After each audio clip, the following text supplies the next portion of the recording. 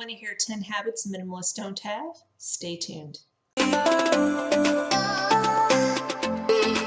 While you might think that minimalism is all about having white walls and clear countertops, that's not entirely the whole story. For me, minimalism is all about knowing that having less stuff gives me more space in all facets of my life. Space that I use for focus, gratitude, and meaningful work. While I'm speaking only from my own minimalist journey and perspective, I do believe that the following 10 habits are indicative of many minimalists in their various paths to obtaining minimalist perspective in their lives, as well as why they initially sought out the lifestyle.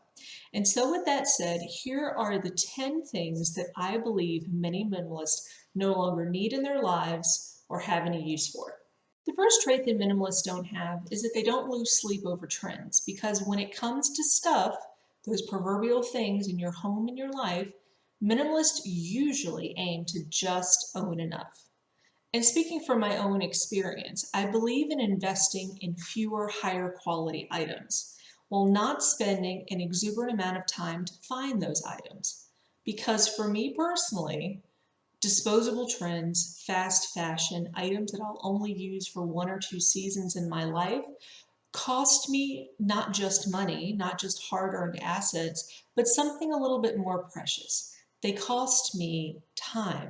And that's not to say that minimalists don't pay attention to style.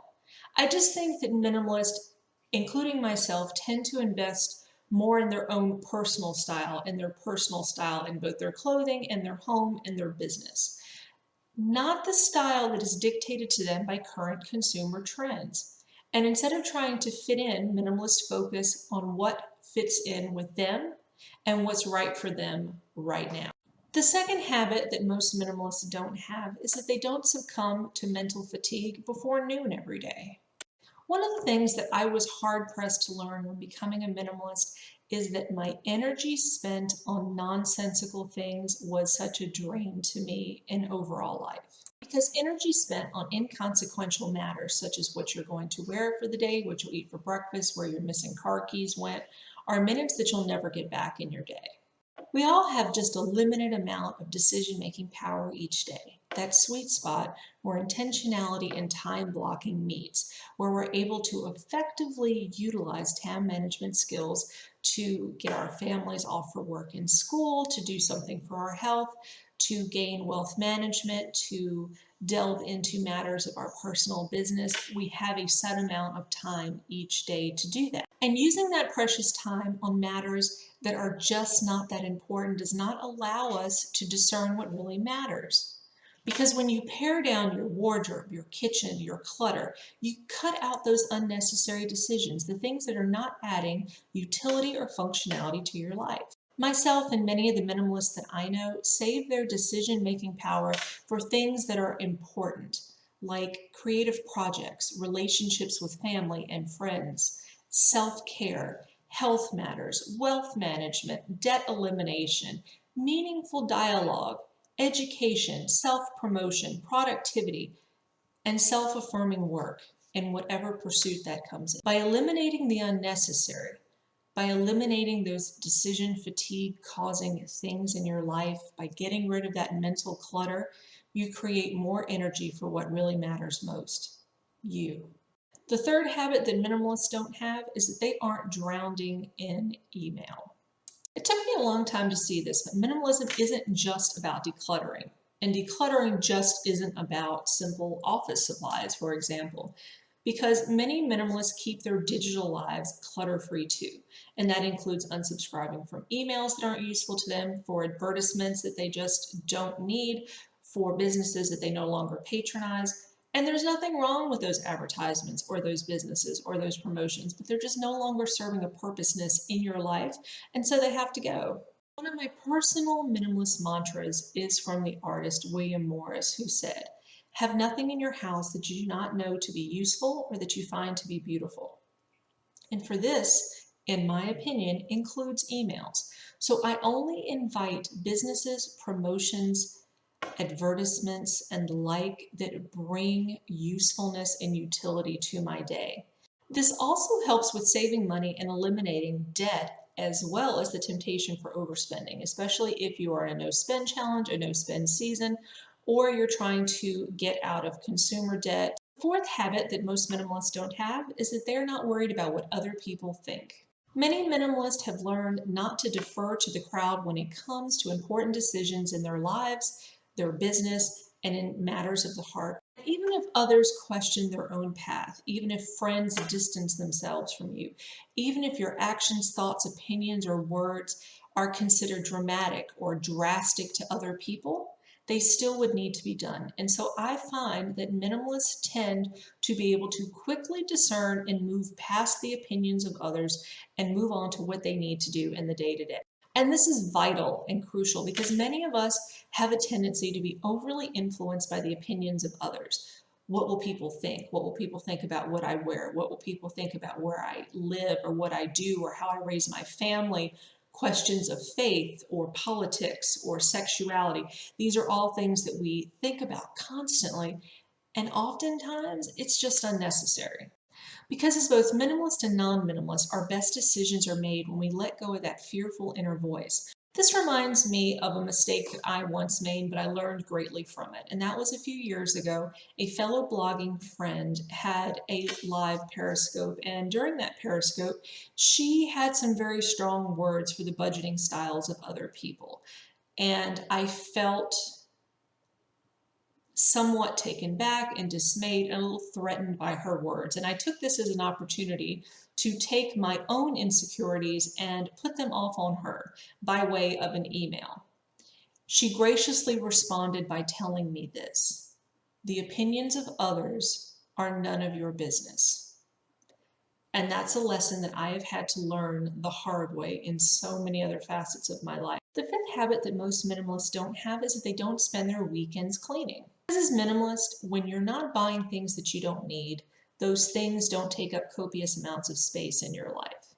Things that needed to be stored and cleaned and fixed and organized and constantly decluttered. As a minimalist, I refuse to give up my free time to maintain clutter.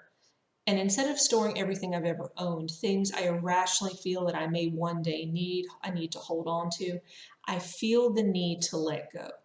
To put faith in myself that if I ever need that item again, I can once again acquire it should I need it, and give myself the grace to use my weekends for things that are truly important to me and to my family. Volunteering, donating to charities, spending time with my family, patronizing small businesses, buying farm fresh produce at an actual farmer's market and not just mass retail. And something else I always love, refreshing my mind with a good book from my county library. And I can do this each weekend because I have let go of the things in my life that I don't need. And the less time I spent cleaning those things that I don't need means that I have more time to devote on each Saturday to doing things that I love. The sixth habit I believe most minimalists don't have is that they don't perpetually clean up messes. For me, it's easier as a minimalist, as a wife, and as a mother, and as a business owner to have fewer things than to have to nag my family into submission to clean the way that I want them to clean, which will probably never be up to my standard. The seventh habit most minimalists don't have is that they don't relish in the past.